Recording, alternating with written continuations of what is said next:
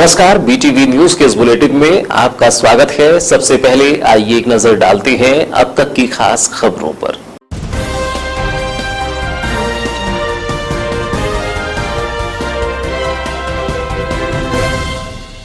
मलाजखंड के पौनी में हुई चोरी का हुआ खुलासा। ज्वेलर्स के यहां चोरी में था अंतर्राज्यीय गिरोह का हाथ। गोधरा कांड का आरोपी चोरी में गिरफ्तार, 2 साथी फरार। आरोपी से 25 किलो चांदी की गई है बरामद। डकैती की योजना बना रहे 6 बदमाश गिरफ्तार। आरोपियों के पास से हथियार भी किए गए बरामद। कोतवाली पुलिस ने किया मामले का खुलासा। आरोपियों के खंगाले जा रहे हैं पुराने आपराधिक रिकॉर्ड। रौब दिखाकर होटल में की तोड़फोड़, होटल संचालक से की मारपीट। बारासिवनी नगर में पुलिस आरक्षक ने मचाया जमकर उत्पात। खाने के पैसे मांगने पर जमकर उपजा विवाद।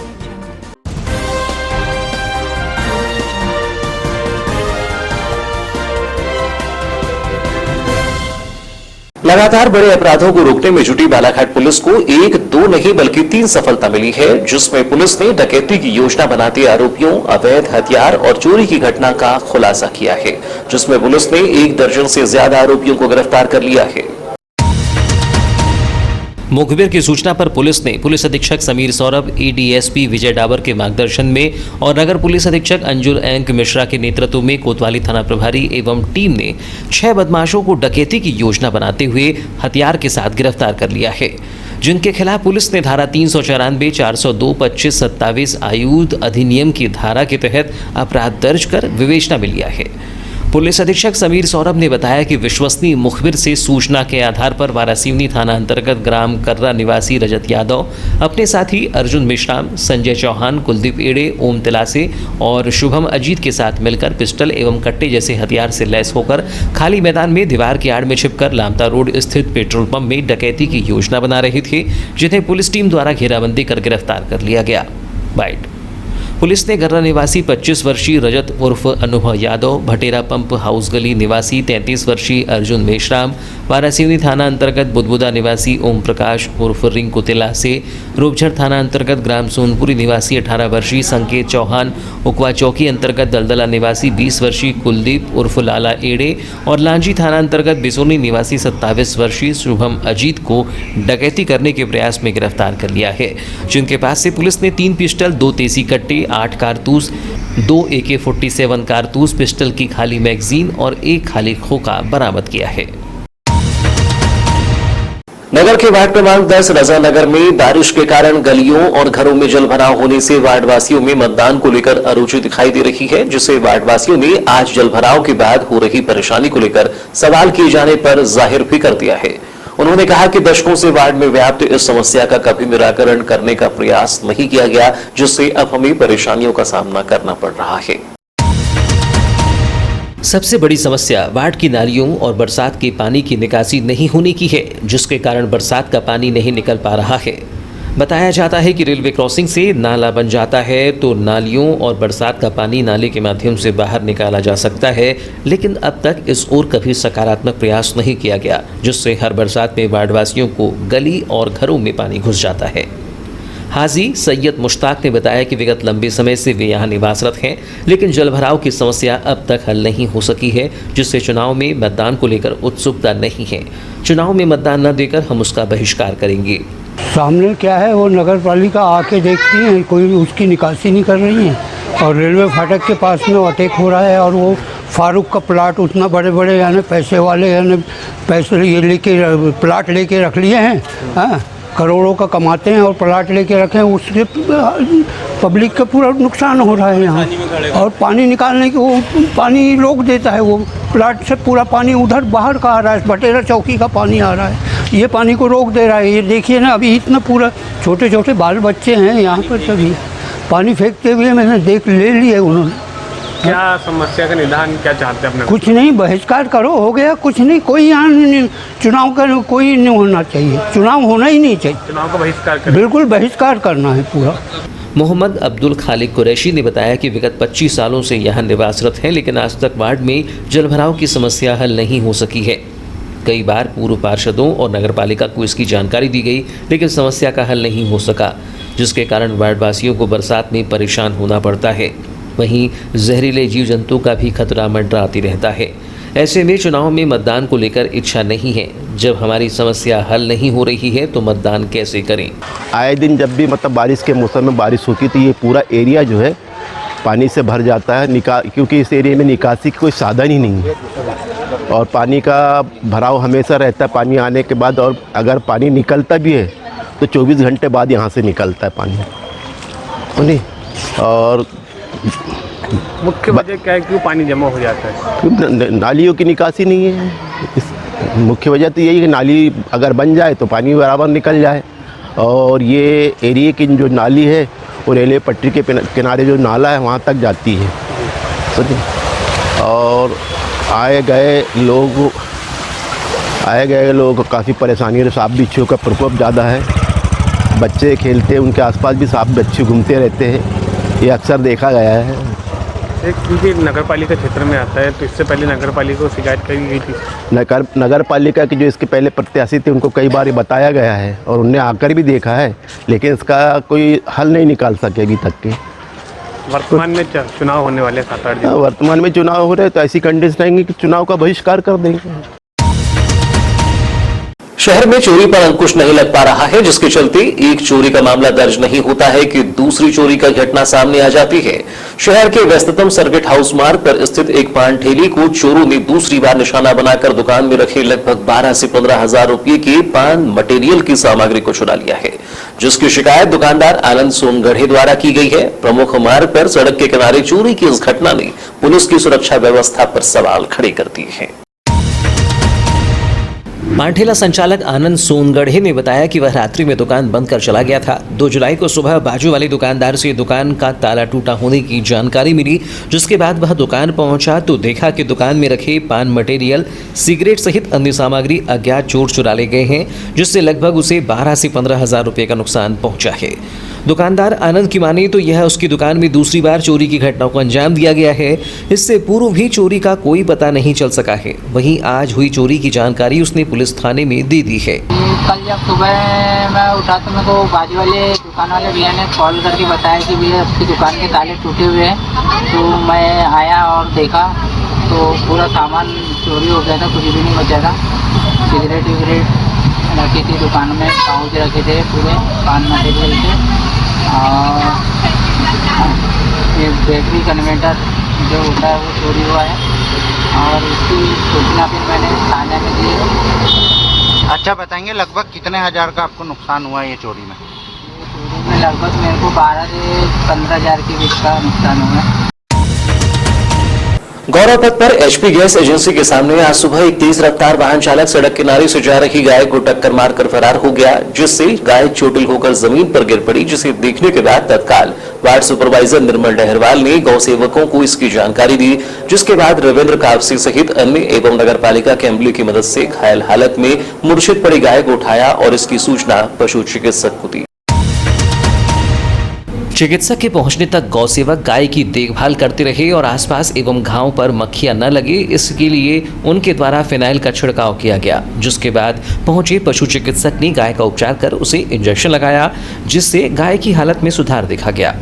गौसेवक एवं गौपालक रविंद्र कटरी ने बताया कि एक तेज रफ्तार वाहन चालक ने गाय को टक्कर मार दी, जिससे गाय घायल होकर मूर्छित हो गई थी, जिसकी सूचना वार्ड सुपरवाइजर निर्मल डहरवाल से मिलने के बाद वहां पुत्र के साथ यहां पहुंचे और नगर पालिका अमले की मदद से गाय को उठाकर सीधा किया। वाहन की टक्कर से गाय के घायल होने पर पशु चिकित्सक को इसकी सूचना दी गई, जिसके बाद पशु चिकित्सक ने पहुंचकर घायल गाय का उपचार किया और इंजेक्शन लगाया, जिससे घायल गाय की हालत में सुधार है। एक सवाल के जवाब में गौसेवक एवं गौपालक रविंद्र कटरी ने बताया कि गौपालक आखिर गाय को घूमने तो छोड़ेगा ही, पूरे समय वह घर पर गाय को बांध कर नहीं रख सकता है, लेकिन हर बार गौवंश के कारण ही दुर्घटना होती है ऐसा नहीं है। अक्सर ऐसे मामले में देखा जाता है कि वाहन चालक की तेज रफ्तार गौवंश को चोटिल कर जाती है, जिससे वाहन चालकों को गौवंश नजर आने पर वाहन को नियंत्रित स्थिति में चलाना चाहिए। आखिर वह भी एक पूजनीय जीव है। हाँ, ये सही है कि यदि रात में कोई गौपालक अपने गौवंश को घर पर नहीं रखता है तो वह आवारा मवेशी है। गौवंश की रक्षा के लिए वाहन चालकों को सड़क पर गौवंश नजर आने पर वाहन को धीमी रफ्तार में चलाना चाहिए, ताकि वह भी सुरक्षित रहे और गौवंश भी।